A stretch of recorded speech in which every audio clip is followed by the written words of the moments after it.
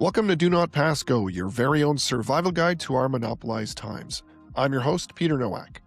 Now, this is a really special episode for a number of reasons. Firstly, because I'm doing a bit of an experiment with video here.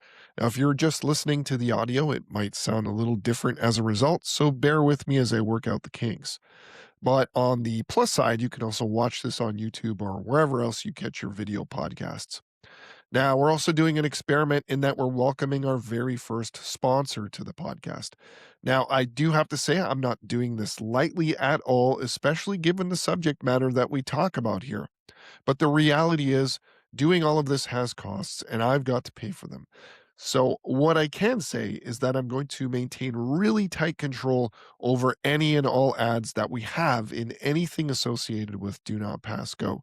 And that's in both in terms of the frequency and in terms of who those ads are coming from, which is another way of saying that we're not going to have ads from a big network like Acast, and we're not going to have anything that runs counter to the essence of what we do here.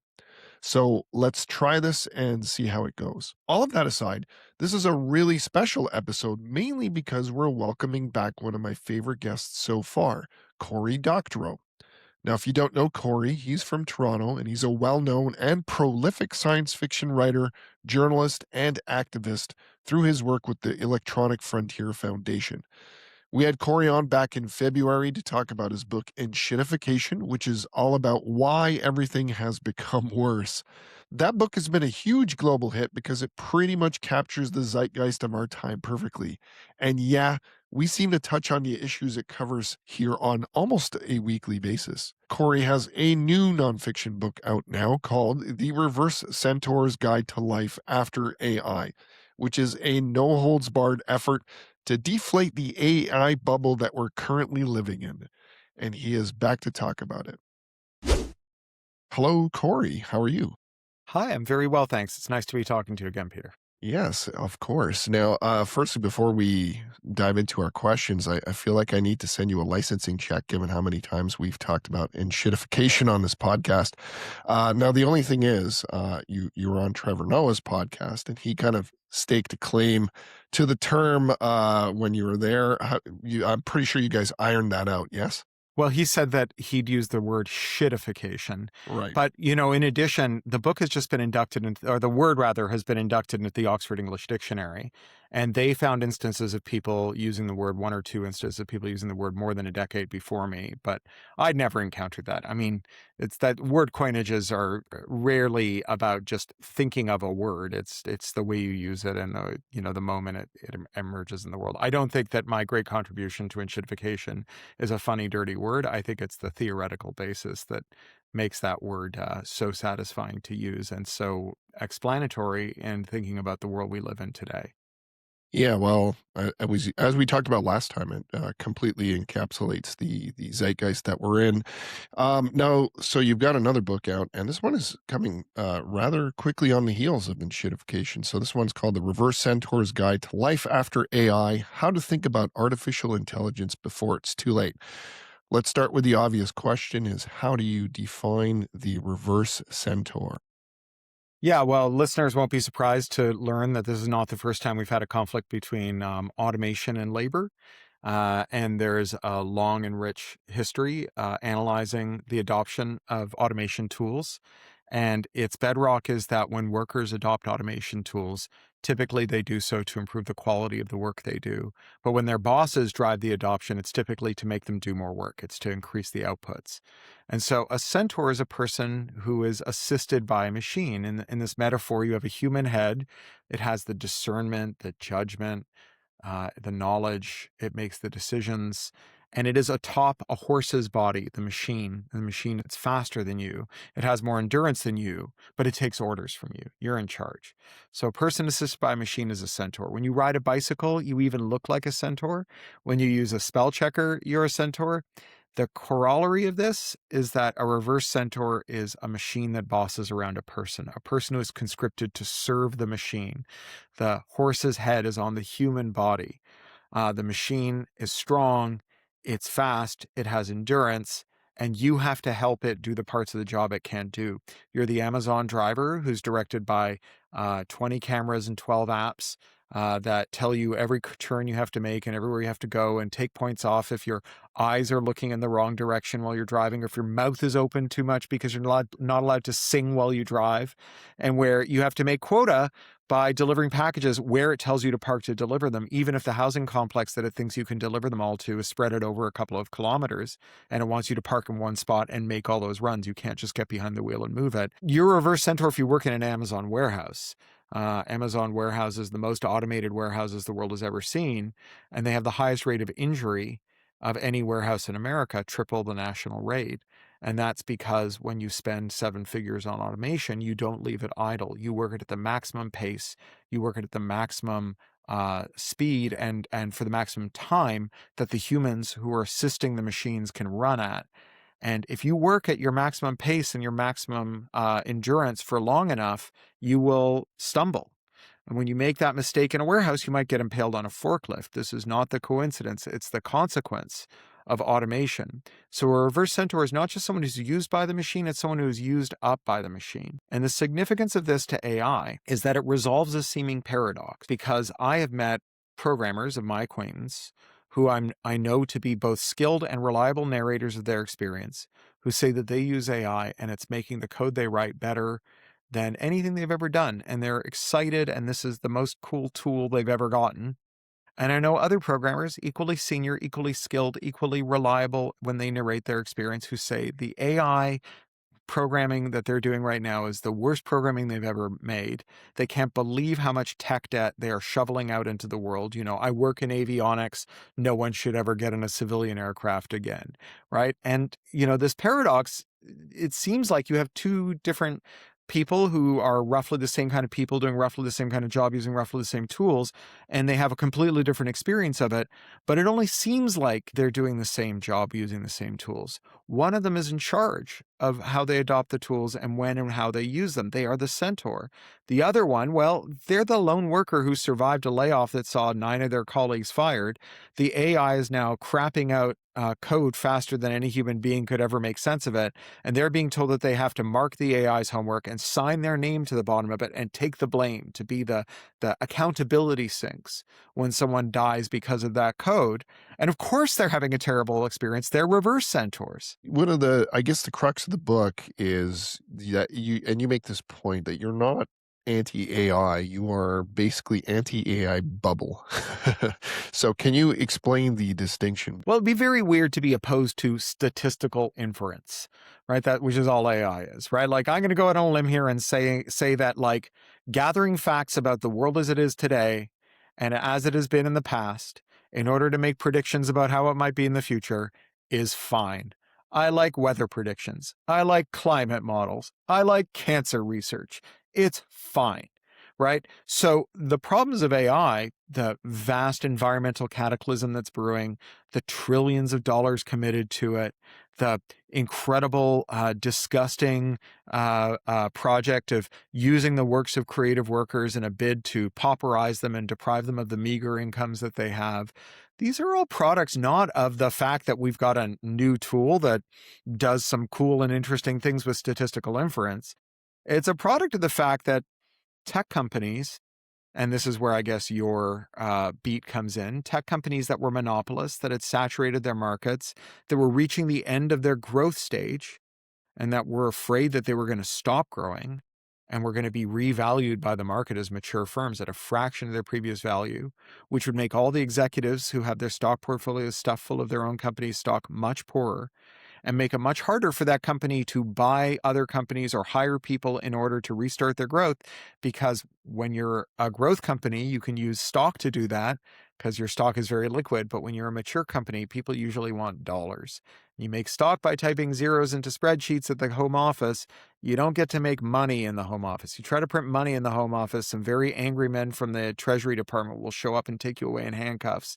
And so they have a good reason to want to have a story about growth, and they've decided that AI is it, that they're going to conquer this AI market, that they're going to spend trillions of dollars on chatbots, and that it will make so many people unemployed that grateful bosses will shower the AI companies with a share of those previous earnings that will make the investors in these chatbots whole. And you don't have to believe that AI is useful Or rather, you don't have to believe all of that to think that AI is useful. And believing that AI is useful doesn't mean that you have to believe all of that. There's a good chunk about you go into this a lot in the book about how AI salesmen are basically selling AI by convincing investors of the things it can do, or more to the point, the jobs it can replace. And we're certainly seeing that, writ large out in the economy. When this bubble bursts, as you say it will, do you think that those jobs will come back, or do we have kind of like a branching here to your previous book where, the employers will think,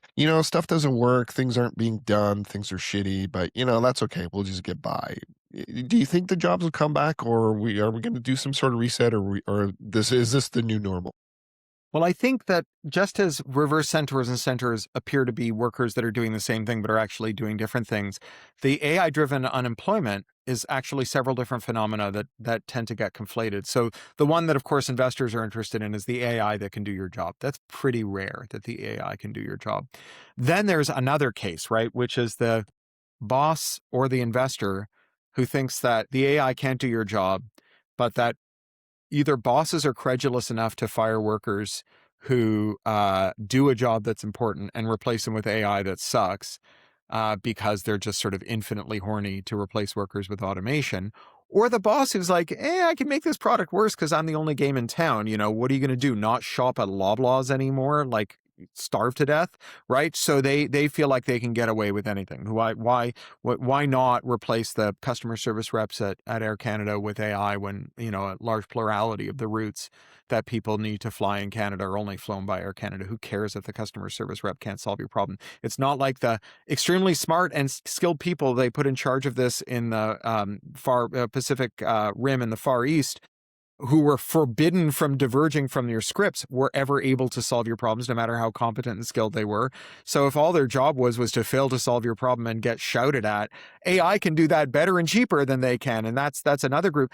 But the third group are like the people who really are true believers, right? On the investor side, I mean, I think that there are a lot of billionaires who just don't believe that other people are real. How do you amass billions of dollars, destroying the environment, destroying people's lives?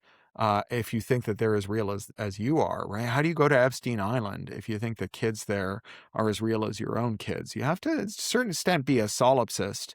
And, especially when you preside over a large firm and you deal with both workers and customers as kind of faceless statistical abstractions. It's easy to think that, you're the only person in the world, or people like you are the only people in the world, and all those other people are what Elon Musk calls non-player characters. And so it's very easy to believe that, like, if no one else is real, then nothing they do can be that hard. And so, of course, a chatbot can do it. They're basically just robots anyways. You may have heard tech bros who call themselves high agency, right? Which is a way of saying, like, I feel things and do things, and everyone else is just like a slime mold that does what it's told and stays where it's put. Right. So, like, if you really think that everyone else is low agency and you're high agency, it's very easy to believe in that. And I think a lot of bosses are likely to believe that pitch too, but they might not be in a position where they can continue to run once key workers have been defenestrated, and then the chatbots that were there to do their job are shut off because they don't have an economical rationale for existing, that the companies that made them have gone bankrupt. And at that point, I think we're going to be in really big trouble, because even if, quote, the jobs come back, it's not just a matter of hiring people. Right? Carnegie must have fired tens of thousands of civil servants and replaced them with chatbots. Those people do important jobs. Sometimes they don't do them well, right? But those jobs need doing, right? Like figuring out whose kids get taken away because they're abusive or neglectful parents is a very important job.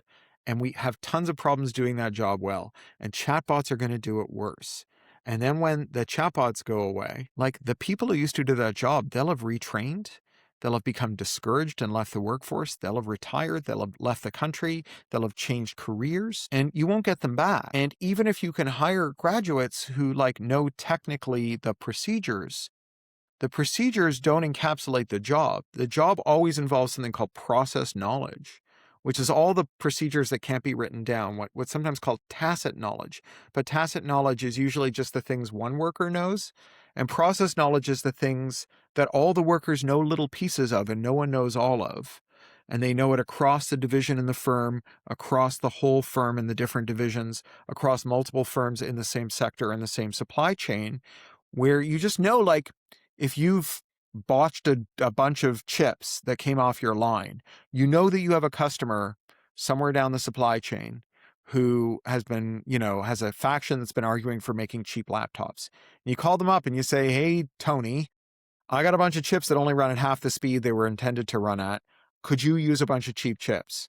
And if you do that and your customer is someone at Apple, the product that emerges is the Apple Neo, the MacBook, which is the most successful product launch Apple has had in 10 years. And they've run out of defective chips to use for them. And now they're deliberately making crappy chips that run at half the clock speed because the Neo tapped a market people need, right? This is a huge part of like our industrial productivity, our government functionality.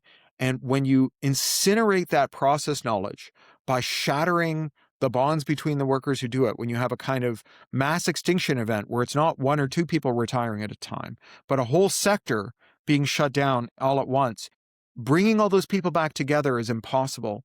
And so you have to reconstruct the process knowledge from scratch, which is the work of generations.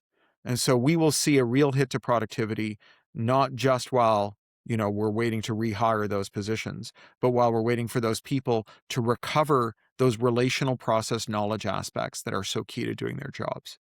Yeah, and then there's also the unanswered question of, if you lay off all these people, who's going to buy your products and services, or how are they going to buy those products and services? If we do a quick tangent onto back to enshittification, we talked a little bit about this last time you were on.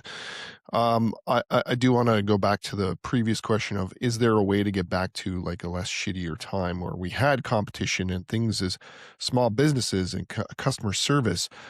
Just to go, like I said, I'll go on a tangent here. Are you a believer in late stage capitalism, and or can it be reversed? Like, can we get back to a better a time where we had more competition, and or are we sort of at this sort of like the end game, as Thanos would say?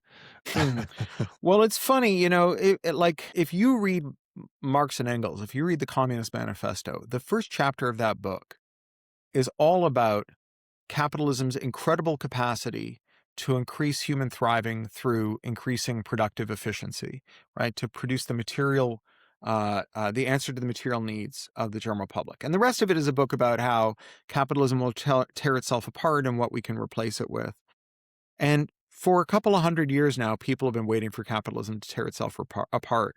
And what latter-day Marxists have observed and marveled at with exactly the same tone of mixed admiration and dread that Marx and Engels brought to that first chapter of the manifesto is that capitalism is very good at reinventing itself through a series of crises. Marx and Engels thought that the crisis would arrive, and they were right. Capitalism has been through a series of crises, including things like world wars that were driven by crises of capital.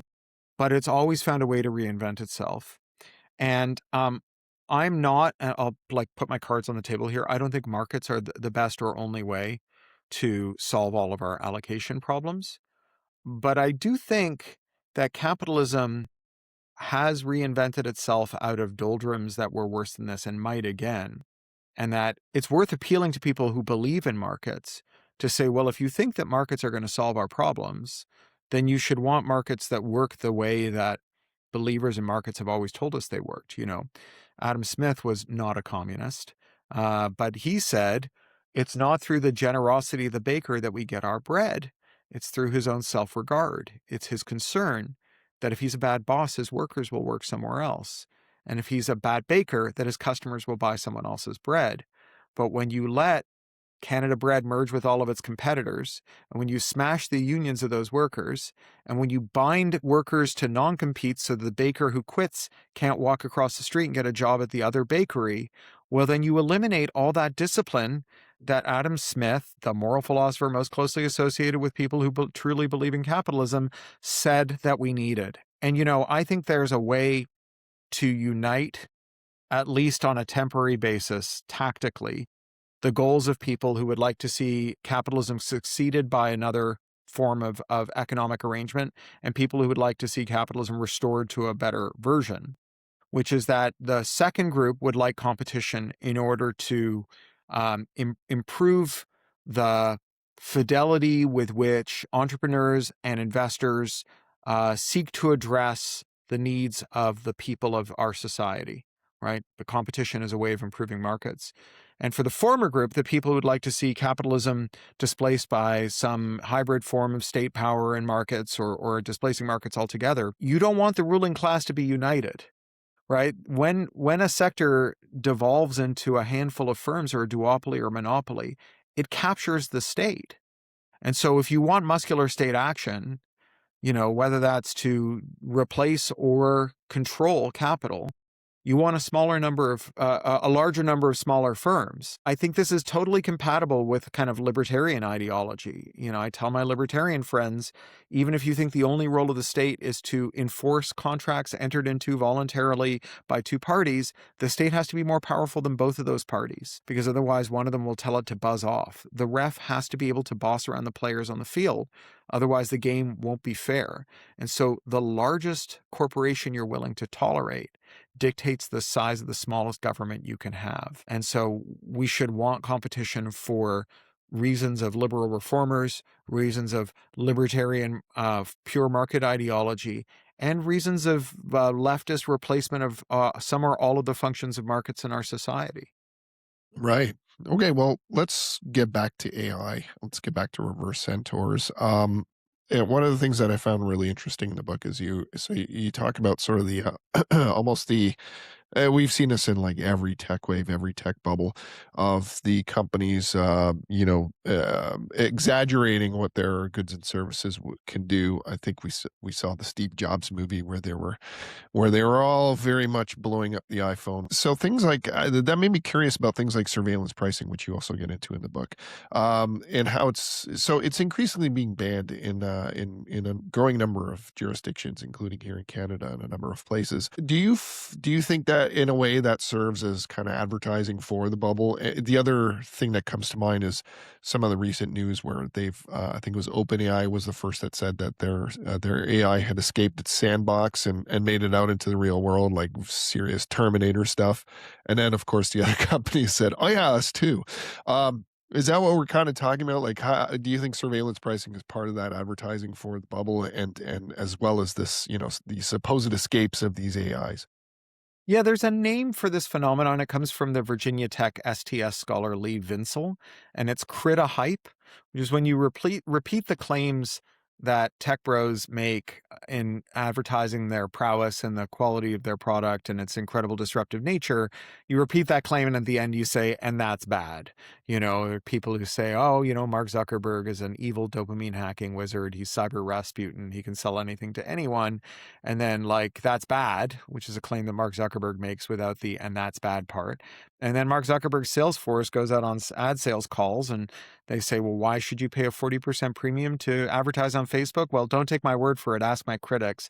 They'll tell you I work for Cyber Rasputin, the dopamine hacking evil wizard, and he can sell anything to anyone. And so I do think that it's very important as critics that we make sure that we interrogate the claims that we make. I actually think surveillance pricing is one of those things that AI is quite good at. Multivariate analysis, like automated experimental multivariate analysis, is something that AI is great at. Kind of, you do a set and forget where you say, okay, we're not going to do what they used to do, which is like bucket people into demographic or market categories based on these very crude metrics, sort of where you live, how old you are, how much money you make. Instead, we're going to take a huge pile of surveillance data and we're going to ask the AI to just clump people based on their behavioral activities and their personally identifying or lifestyle choices and traits. And so you put them together into groups and then you say, all right, well, start just experimenting. Find out if there are circumstances under which people will pay more or less, right? And so you don't have to know, for example, that a racialized person has taken a job in a field in which there's widespread racist discrimination in hiring to infer that this candidate can be offered a lower wage and there are a few people who will bid against you for that wage and they will take it. You don't have to know that someone is a parent who, when they buy something before 8 a.m, are doing something with one hand while getting the kids ready for the school run, and you can charge them extra because they're distracted. You just have to know that they're part of a group who consistently between 6 and 8 a.m. can be charged a 15% premium. And you can discover that in this fully naive automated way that I think AI is quite good at. And AI can continuously refine this, especially when you have a very large cohort, right? If you're Weston and you've got everyone who buys drugs, beauty products, and groceries in the country, feeding data continuously to your system, you can experiment all the time. And so if people's willingness to pay changes from day to day or moment to moment based on circumstances, you can change the way that you attack that bucket, that demographic, and you can also reclassify people in new demographics as their life changes, right? So that's one thing it's very good at. Now, on the other hand, this stuff about how the chatbots that are escaping confinement, pure critta hype, right? Historically, if you were doing security research and you'd written some like autonomous cyber weapon that breached containment and attacked another system, people would go, why are you so bad at writing sandboxes for your like cyber weapon? But here we're like, oh my God, your cyber weapon is the Terminator, not why do you suck so bad? Right. And I think we should just be saying, like, why do you suck so bad? Because you can see how you've made the Terminator is kind of a backhanded compliment. Like, if you made the Terminator, think how good you're going to be at getting people to click on ads. Right. Whereas if you suck at sandboxes, you probably suck at a bunch of other technological stuff, and you should not be given hundreds of billions of other people's money to play with. And so I think that like we really do have to be quite careful here when we talk about this stuff. It's kind of interesting that you sort of define, or the way that you this is why I want to ask you this, because I got a little bit of a conflicting view on how you feel about AI from this book. Because on the one hand, you're a little bit reductive, I find, or you refer to it a number of times as it basically, like, what it does is it just counts the spaces between words. Uh, a really good example, though, recommendation letters by university profs. So the part I found cool was university profs, they can just crank out the recommendation letters now, because they'll just get 3 bullet points and then ask the chat GPT to write it. But what made the recommendations letters more valuable in the past was the fact that, they wouldn't do them for every student. They would only do them for those students they valued, and that they actually took the time to do it. So it wasn't even necessarily what the letter said. It was the fact that the prof actually sat down and took the time to write it. So they've been devalued now by the fact that they just cranked them out with ChatGPT. But going back to that sort of reductive view that it counts words between spaces, is that kind of like, are you just being glib there, or what's your actual view? So I think it is remarkable what we've learned about how much of the world can be well characterized by that kind of statistical inference, by counting words, by counting pixels, right? I think it did exceed the like wildest dreams. I think like when Hinton, Bengio, and so on, when they sat down 10, 15 years ago and said, hey, we have these machine learning techniques. They're pretty well understood. Let's try a minor variation in the way that we perform these techniques and see what happens to the outcomes. And what they got was not a minor change in the outcomes, but a quite significant one. That's a very exciting thing to happen from a computer science perspective. It's discovering a piece of low-hanging fruit. And it wasn't just one piece of low-hanging fruit. It was in like a low-hanging fruit orchard, because if they just did it harder, they got better results. Of course, then they reached a point of diminishing returns, which we're at now, which no one likes to talk about, but which is very clear to anyone who pays attention, that like they're having to put a lot more resource in to get a lot less improvement out from generation to generation of this AI. And the operating costs are through the roof, which is like kind of the important thing, because, yes, you might spend a lot of money laying down the rails for the railroad, but you make it back by running cars over it. But if the cars are as expensive as putting down new rails, then you just never make your money back. Your operating expenses need to be contained. So you have these techniques that have been deployed, and they have forced us to reconsider how much of what we thought could only be accomplished through understanding can be accomplished through what you can call theory-free inference. So I don't know if you're married. I'm married. I've been with my wife for more than 20 years, and I can often predict what she's going to say. And she can predict what I'm going to say too. I'm just You're like a her font of dad jokes. She knows Cory my lines. GPT. Yeah, exactly. Right. And now the autocomplete on her phone can also predict what she's going to say, but we're not doing the same thing. Right. And so it works really well. Like my wife can use her phone to, just as I can, to type fragments of sentences that are well completed by the phone with her guidance, as you do, as I do. But it fails very badly. If my wife is trying to say something that the phone has no precedent for, because it is a theory-free inference, because it does not know why she says it.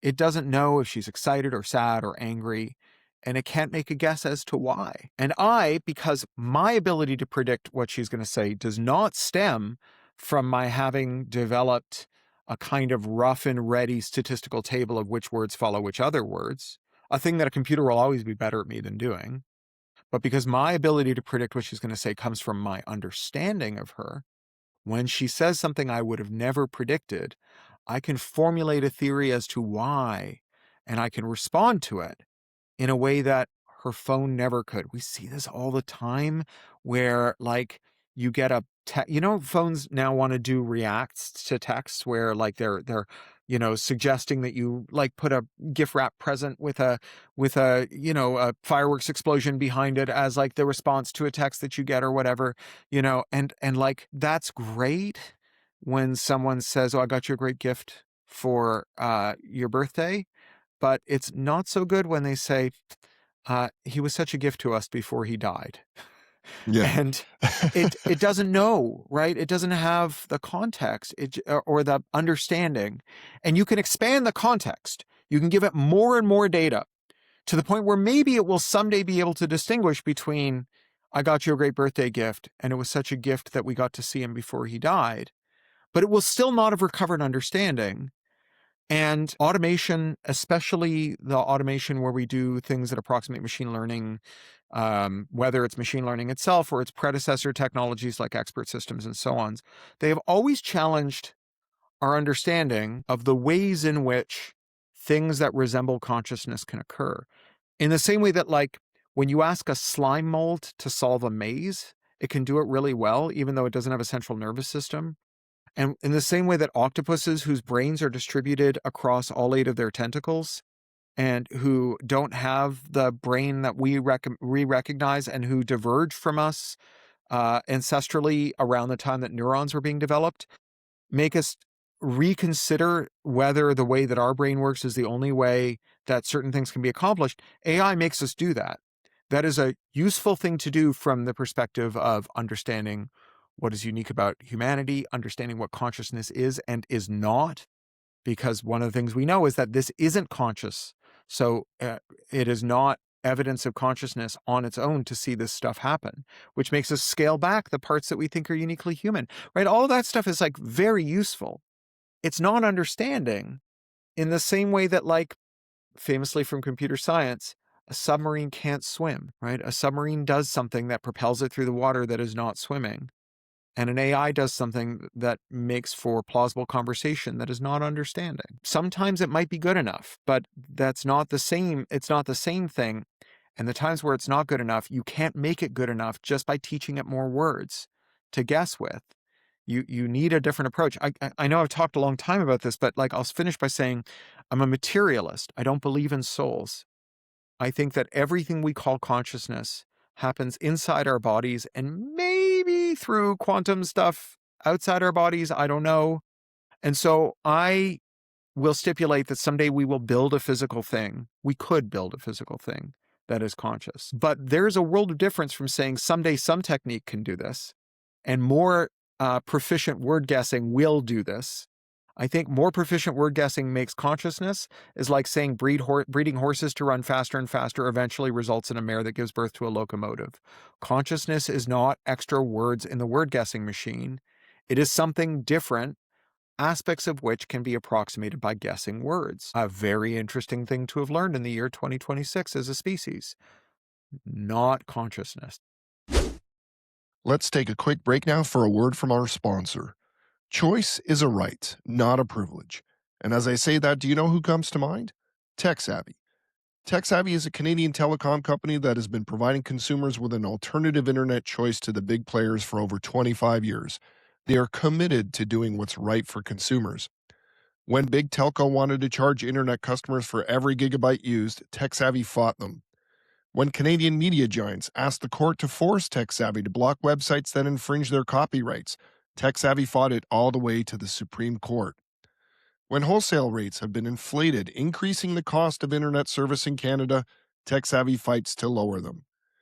Challenging unfair practices in front of regulators, government, and courts is one of the biggest value propositions TechSavvy brings to Canada's telecom market. TechSavvy is still fighting for change. Why? Because Canadians deserve better. So step up and make the choice. Choose TechSavvy. You're making me think of that question of does the soul have a weight, which I think there have been experiments on that. You also mentioned diminishing returns. I want to ask you about accelerating returns, but we'll get back to that in a second because I think that furthers on what you're talking about there. But before we get to that, you also mentioned Geoffrey Hinton, quite the venerated Canadian. Is he the godfather of AI? Has he got that title? I can't Either remember. him or Bengio, it depends. Right. Yeah. He comes up in your book. What's up with Geoffrey Hinton? Well, look, he's smart about some stuff, but not about other stuff. He's clearly very convinced that he's making God, and that making God is like the most important thing we can do, and that we have to make sure the God is good, and that's more important than all other considerations. And so Hinton has got a kind of like a bizarro world Hinton, or like the inverse of Hinton, which is Timnit Gebru, who's a computer scientist who was also at Google at the same time as Hinton, also an AI researcher who was forced to take her name off a paper that she wrote criticizing LLMs by her bosses, and then ultimately fired over the fact that she made a fuss about this. And Gebru makes the point that like AI, actual existing AI in the world today is being used to do things like decide whose kids to take away and whether people get parole and who gets hired and who gets a loan. And it is recapitulating the racial, class, and gender bias of its training data. And it's creating real harms, that it is not fit for purpose to be used this way. And that if we're going to pursue AI research, it should be in addressing these defects in the most common ways that AI and consequential ways that AI is used. And when confronted with this by a questioner, Hinton said, all that stuff kind of doesn't matter, because it's not whether, like, when you compare it to whether the God we're creating is an evil God or a good God, why are we wasting our time with this stuff?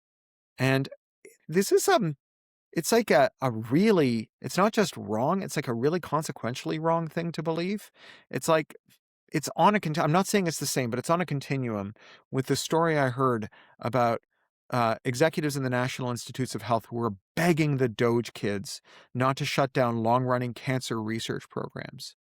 And they said, it doesn't matter if we shut down cancer research because general AI is around the corner and it's going to cure cancer, right? So this idea that this conviction you have, this feeling that you have, that AI is going to become conscious, become God, and either solve or create all of our problems. The idea that we should subordinate all the things that we know that work to that and actually jettison them and cease to pay attention to them, even as they exact real harms on our society, I think it's grossly unethical, and it's irresponsible. And you may know Pascal's wager, right? Pascal says, even if God doesn't exist, if God does exist and we don't believe in him, then we all go to hell.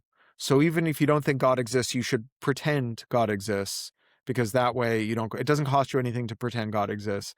And that way you don't end up in hell. I have a kind of Pascal's wager for these folks. I actually came up with it when I was on stage with Bengio and Astra Taylor in Montreal, an event McGill put on, where Bengio was saying, look, we need very urgently digital public goods in the form of AI that are built internationally so that we can have like an alternative to these proprietary AI systems. And like, I'm no fan of proprietary systems, but honestly, like, what happens if we turn off the chatbots in Canada tomorrow? Nothing. What companies shut down? None. What government agencies can't operate? None. What households are screwed up? Well, to the exception of the kids who have to do their own homework, no impact on households, right? Whereas, like, Trump is shutting down Office 365 access for public officials in other countries that make him angry. Chief prosecutor of the International Criminal Court lost it after swearing out the arrest warrant for Netanyahu for genocide. High Court justice in Brazil lost it after sentencing Jair Bolsonaro, right? If we lost M365 tomorrow in Canada, every ministry would shut down, every important company would shut down. You'd brick Canada. So we urgently need to be building or collaborating on international digital public goods in the forms of drop-in replacements for these and for things like the software that powers our John Deere tractors, because we know that those can be remotely immobilized by Trump, by John Deere at any time, anywhere in the world, forever. We need to be doing all of that. And, if if we take care of this thing that matters right now, right, where we actually, like, Trump is doing this right now to countries. He's also told us that he wants us to give him Alberta. He's also told us that he thinks Canada should be the 51st state. So we have like an existential threat on our doorstep. Let's solve that existential threat now by building international digital collaborative public goods that solve urgent digital problems. And then when we're done, we can build the public AI, because by that point, the bubble will have burst. We can buy GPUs at 10 cents on the dollar. We'll have an army of unemployed applied statisticians looking for work. We'll have open source models we can improve with our heart's content. And we'll have the international consortium that built and maintained this very critical stuff we need to avoid Trump bricking all of our countries, who will know how to do this stuff, and they can work on your God project. But let's let's stop trying to immanentize that eschaton, and find something to do that isn't just God bothering, and like something that's a little more grounded in the here and now and the real. Yeah, kind of like building the next social media app when you could actually be working on a cure for cancer. You touched on his sovereignty issue, Canada's AI minister. Have you been paying attention to what he's been up to, and how is he faring in your view? Yeah, I've known Evan since he was editing Edge, which was a sort of made in Canada answer to Wired that I thought and think quite highly of. I had quite a heated argument with him in Montreal at that same event. And I think he's as wrong as you can be about this. I think that replacing thousands of civil servants with chatbots is catastrophic. I think those people do things that are important. His argument is, well, people are more dissatisfied with their public services than they were before we hired all those people, so we should fire them. It's like, I don't think they're more dissatisfied because we added people. Like, we're more dissatisfied because we have problems with how we administer these services, which we need people to solve. And I don't think you do that with chatbots. I think that betting the country's future on chatbots is surreal, right? So it's like, if it goes the way he hopes it will, we will have relied on American technology to use up all the energy and water left in the country to make as many people unemployed as possible. I don't know how that saves Canada. I just don't. If we were to so the biggest impediment for us to jailbreak Microsoft 365 and get Canada's public institutions off of this American technology that we're trapped in is Bill C-11, which we talked about the last time I was on, this bill that was passed in 2012, the Copyright Modernization Act, where we capitulated to the American demand that in exchange for tariff-free access to American markets, we would make it illegal to reverse engineer and modify American products. And not only has this left us geopolitically exposed to the whims of American firms that are beholden to an American autocrat, but it's also deprived us of billions in revenue. Because, if we make the tool that jailbreaks 365 or jailbreaks the tractor and lets anyone replace its firmware, we can sell that to everyone in the world, including Americans who are getting screwed by this stuff. And if they can afford and figure out how to buy our extremely good pharmaceuticals over the US Postal Service, then they can figure out how to buy our extremely good software over the internet. It's much easier. And so, we could turn their trillions into our billions. The next RIM may never exist, but the next RIM might be something like a company that sells dongles that jailbreak iPhones and install an app store that's not Apple's, that takes 3% instead of 30% out of every dollar that Canadians spend buying things from other Canadians using apps. And if we raid that market, Apple makes $100 billion a year charging transaction fees on app payments. If we raid that market and offer a 90% discount, that's $10 billion a year for the Canadian economy. So this is our big digital sovereignty opportunity. It's our big national development opportunity. And it's very frustrating to see this weird frankly, like, nonsensical program of trying to replace skilled civil servants with chatbots. I just don't know what it gets us apart from some buzzword compliance and a lot of exposure to market volatility, and the whims of American monopolists. Okay, so one of the things you also touch on in the book is this possibility or likelihood of AI ending up as a monopoly. And I'm kind of guessing what you mean by that is how, with when we're talking about the internet, you've got one search engine. You've effectively got one search engine, one social network, one online shopping portal. Is that basically it? And also, kind of like side question to that, Mark Zuckerberg recently did an interview with the New York Times where he kind of expressed similar thoughts referring to OpenAI and or Anthropic. I'm gonna imagine that that's a sort of irony that gets you really excited. So do you want to do Funny. you want to have It at is that? funny to hear Mark Zuckerberg decry the horrors of monopolism. Yeah. Um, I think that the monopoly question's a little different because these companies are so unprofitable. Like, one thing that maybe we should have mentioned when we were talking about Solomon and Carney and their AI strategy is that this is the money losingest thing the human race has ever done. Nothing we have ever embarked upon has lost more money as quickly as AI. And all indications are that it cannot be made profitable using this frontier model, version of the AI economy, where you have massive servers run by a single company that subsidizes the use of AI for all purposes, irrespective of whether it makes any economic sense. You have companies that are effectively selling $100 bills for $1 each. And those $100 bills are not that worth, are not worth much more than $1, as it turns out. When they decided to clean up their balance sheets in the run up to their IPOs a couple of months ago, companies like Anthropic and OpenAI started trying to charge $5 for their $100 bills, and all the CEOs who'd been like, either you use AI or I'm going to fire you, suddenly switched to saying, if I catch you using too much AI, I'm going to fire you, because these $100 bills are not worth $5 each. We do not get enough value out of them, even though you can buy $4,000 worth of tokens for a $200 a month subscription. And the economics get worse with every generation, not better. AI is terrible unit economics. So, unlike the early web, which was losing money, but which had good unit economics, which meant that every time you got a new web user, or every time a web user used the web got more profitable. AI has the reverse. Every new customer they acquire makes them more unprofitable, and every use of AI adds to that unprofitability, puts more red on their balance sheet. And each generation of AI technology has lost more money than the previous generation at a faster rate. And so everything about this points to the opposite of a monopolization issue. And this is, the back to CritiHype, stipulating that these companies will exist and be doing this in any form, including monopolized form in the future, I think gives them credit that is not owed. And that includes when, like, Bernie Sanders says 50% of these companies should be in public ownership. Owning 50% of a business losing hundreds of billions of dollars a year is not good.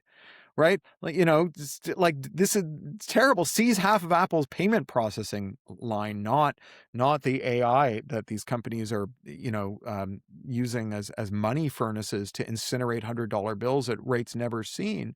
It's just bananas. So I'm not as worried about monopolization, because I just don't know that you ever get the balance sheet in the black by building these giant models that you encourage people to use for everything. Now, will we gradually make improvements to inference? Because that's the operating expense, right? So the capital expenditure associated with AI is training. That's where you take all the works you can find and find the statistical relationships between them. Inference is when you ask Elon Musk's Grok to make you Sonic the Hedgehog with big boobs, only it's an underage girl. And inference, they keep saying, is getting cheaper. And that's the argument, is that if you make the inference cheaper and cheap enough, it doesn't matter how much you spend on the models, you eventually recoup it, and then the inference becomes profit. But every indication is that inference is not getting cheaper. And when you interrogate the claims that it is getting cheaper, you find either opacity or obvious nonsense. So Ed Zitron just got a hold of an unredacted OpenAI balance sheet.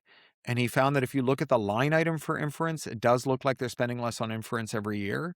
But then you look at their line item for marketing, and they claim they're spending as much as marketing as Coca-Cola. But Coca-Cola has 3 global ad agencies that pretty much just service it with thousands of employees. You can count noses and figure out where Coca-Cola's marketing spend is going to. You can look at billboards and see where Coca-Cola's marketing spend is going to. AI has none of the physical indicia of that expenditure. And Ed's thesis, and I think he's right, is that what they've done is they've taken those $100 bills they're selling for $1 a piece, and they're calling them marketing. And so they're saying that's not an inference expense, it's a loss leader, it's marketing.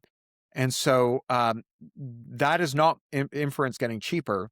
That's moving inference around on your balance sheet so that it looks cheaper.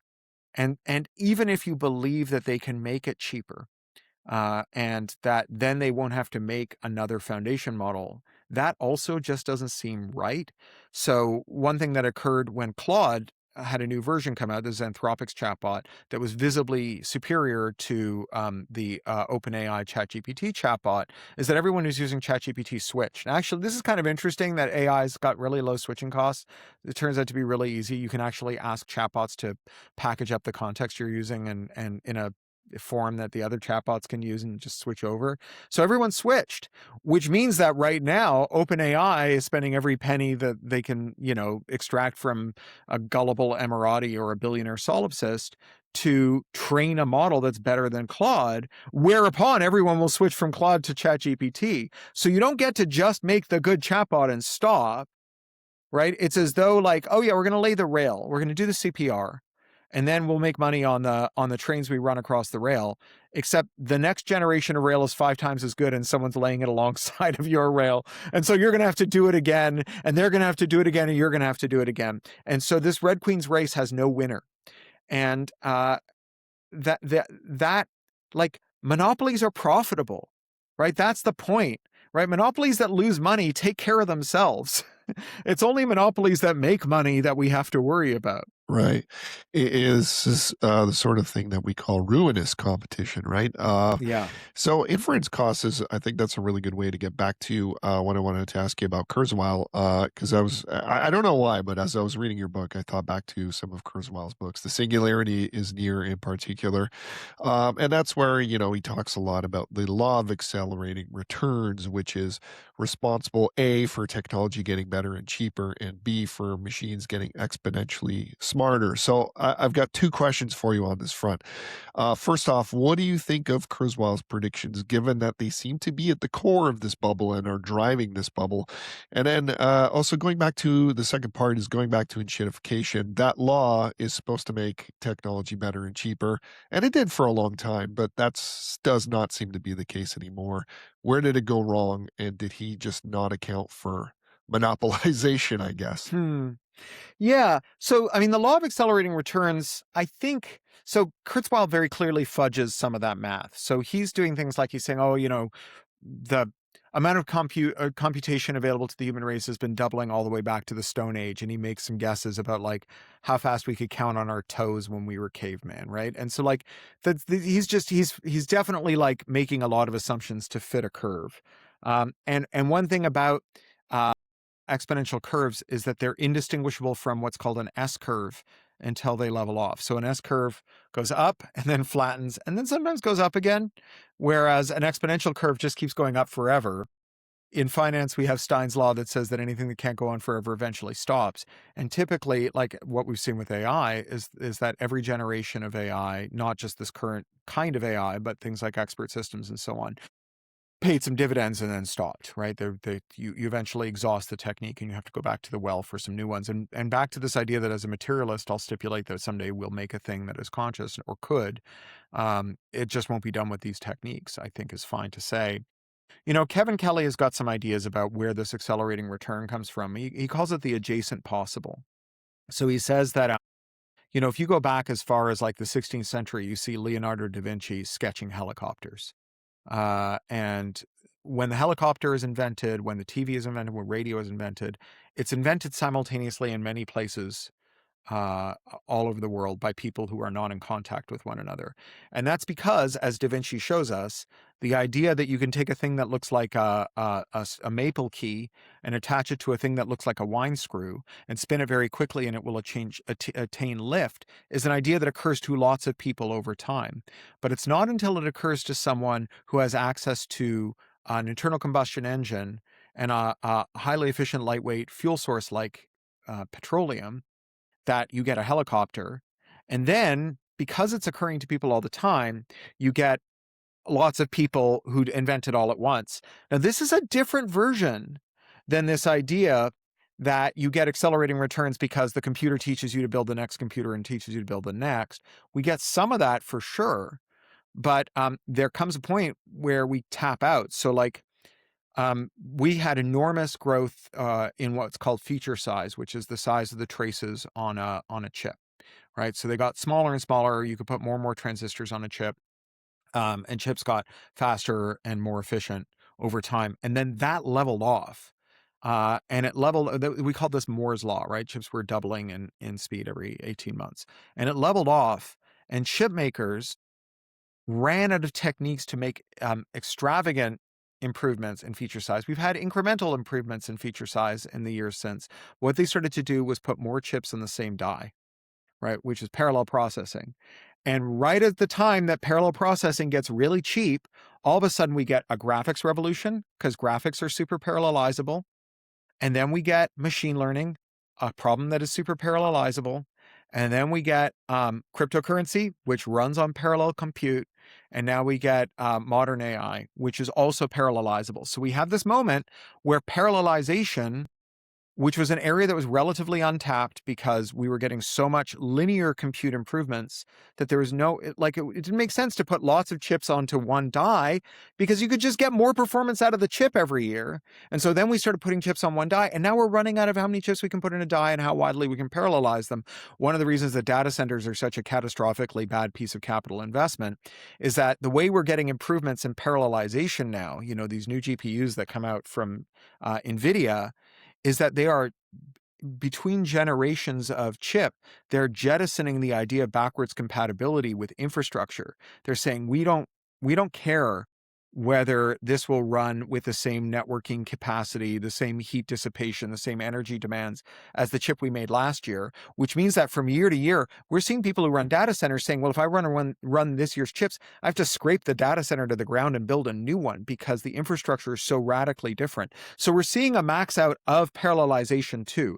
So rather than thinking about this as a force of nature that just occurs, if we understand the specific contingent mechanisms, right, adjacent possible, plateauing and reaching into a new domain that creates adjacent possibles. Suddenly, if you were a frustrated graphics wizard who all your life had dreamt of massively parallel compute, and then all the chip makers in the world are suddenly like, well, we don't have anything left in linear compute. Let's see what kind of parallel compute applications people will buy. You've suddenly got a tailwind, and you suddenly look like Louis Pasteur.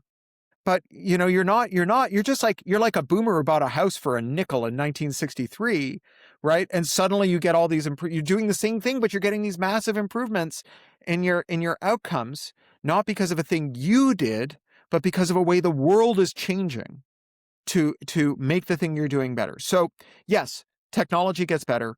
It gets better because of these specific forces. It also plateaus because those specific forces have limits. And Kurzweil's idea of like self-accelerating technology sounds great, but like yesterday, the AI is a normal technology team at Princeton published the results of a big study they did where they took 3 important machine learning papers that had been written by leading researchers, and they gave them giant budgets, and they said, have an AI try to write these papers for you. Right? So like go out and like, here's all the prompting budget you need. Here's the skilled workers who can help you with it. And the AI catastrophically failed to write their papers for them.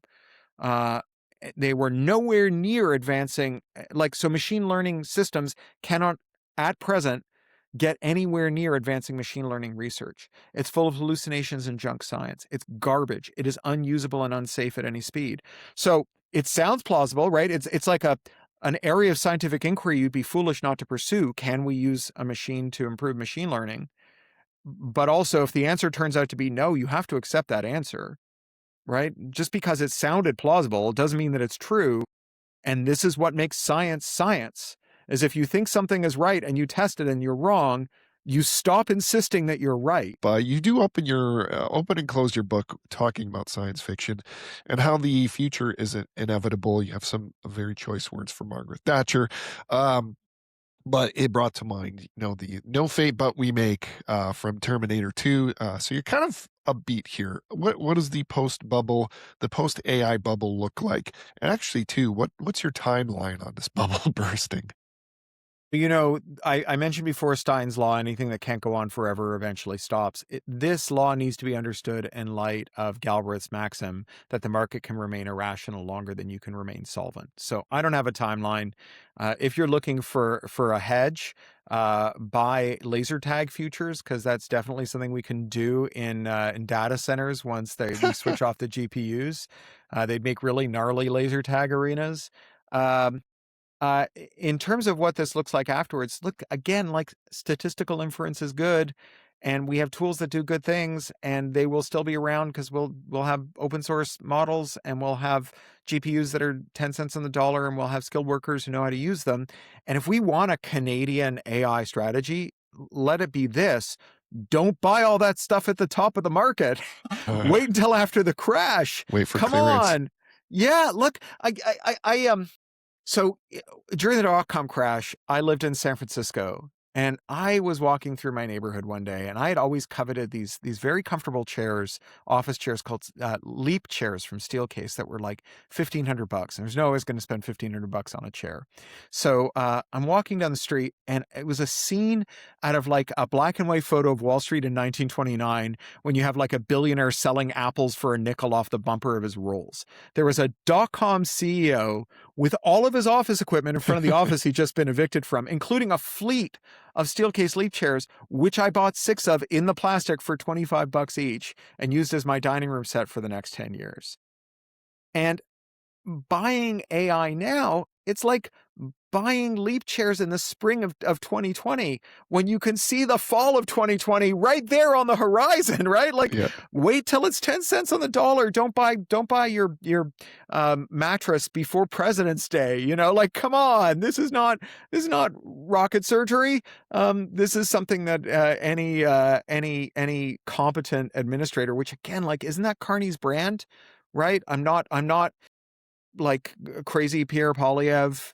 I'm like the steady hand on the till, on the tiller rather, and the till, I suppose, if he's a banker. I'm a technocrat. Shouldn't like the one thing technocrats know is that you don't buy things at the top of the market? Come on. Yeah. All right. Well, one last thing to close out. Last time you were on, I asked you to make a good suggestion for a good science fiction book that kind of encapsulated enshittification, and you recommended The Space Merchants by Frederick Pohl. I did actually track it down. And C.M. Kornbluth. Don't forget Cyril Kornbluth. Right. Yes, of course. Yes. I did read it. It took a while to track down, but I did read it. Really? I enjoyed it. Oh. It's very fun. It was a book about trying to colonize Venus, basically, or advertising agencies trying to colonize Venus. I recommend it as well. So good call on that one. So in this regard, do you have any good recommendations for a AI science fiction novel? If you want to like find the lyrical origins of some of these delusions of AI written as pure poetry in an exciting noir novel, you could do much worse than reread Neuromancer by Canada's own William Gibson. Now an upcoming show from, is it Amazon? Again, yeah, from I think it's Amazon. Last time I talked to Bill about it, he was really excited about that show. He thinks it's going to be awesome. And I reread that book a little while ago. It's like better than I remembered. It's so good. Don't read it because you want to know what the future of AI is, right? It's about like AIs that become conscious, blah blah blah blah blah. It's quite exciting as a fictional conceit, and it has no connection to technological prediction, which is like most science fiction. It's fine. A big thanks to Cory Doctorow for joining us again. His new book is The Reverse Centaur's Guide to Life After AI: How to Think About Artificial Intelligence Before It's Too Late. And you can find him online at pluralistic.net. If you like the work we do here, please consider becoming a paid subscriber. It's only $8 a month or $80 a year. Head to donotpassgo.ca to sign up if you haven't done so already. Thanks again for listening, and we'll see you next time.